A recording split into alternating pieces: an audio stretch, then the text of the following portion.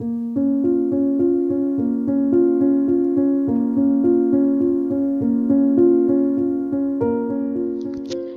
sahabat semua, selamat datang di channel Cerita Singkat.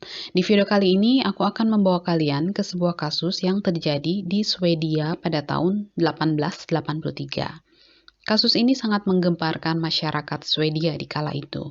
Bagaimana tidak, seorang ibu dan putranya membunuh menantunya sendiri untuk menutupi perilaku penyimpangan seksual, yaitu hubungan inseks yang mereka lakukan.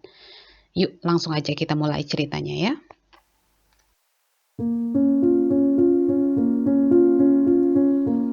Anna Mansdotter lahir di desa Kristianstad, Swedia.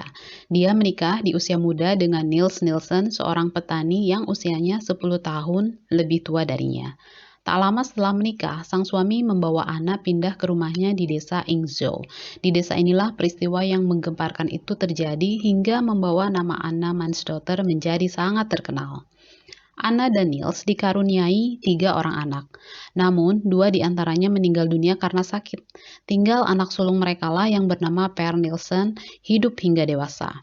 Namun, di musim panas 1883, ketika anaknya berusia 20 tahun dan Anna berusia 40 tahun, suaminya yaitu Nils Nilsson meninggal dunia karena suatu penyakit.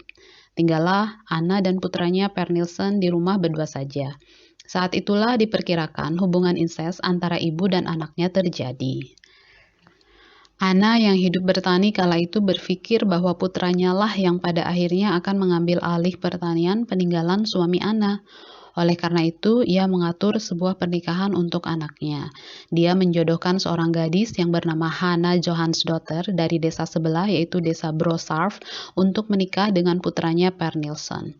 Setelah mereka menikah, Hanna pindah ke rumah mereka, sedangkan Anna pindah kembali ke rumah orang tuanya di desa Kristianstad.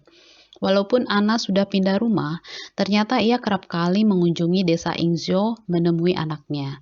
Awalnya sang menantu Hanna tidak mencurigai, namun belakangan terungkap maksud kedatangan Anna menemui putranya tak lain adalah karena hubungan intim mereka yang tidak dapat dihentikan walaupun Per Nilsson sudah menikah. Tentu saja Hanna Johansdotter tidak menyukai saat mengetahui kejadian tersebut. Dia meminta tolong kepada ayahnya untuk melarang ibu mertuanya mengunjungi mereka. Namun ia tidak berani untuk memberitahukan perilaku menyimpang mereka pada ayahnya. Mungkin ia merasa malu atau ingin menutupi aib suaminya. Sang ayah yang merasa wajar, seorang ibu mengunjungi putranya menolak permintaan putrinya itu. Anna dan putranya Per Nilsson mengetahui hal ini. Anna yang cemburu kepada menantunya sendiri juga merasa takut Hanna akan menceritakan rahasia hubungan intim mereka kepada publik.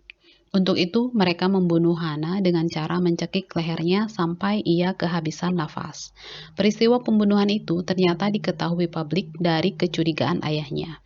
Polisi setempat menangkap Anna dan putranya Per Nilsson dan didakwa atas pembunuhan tersebut.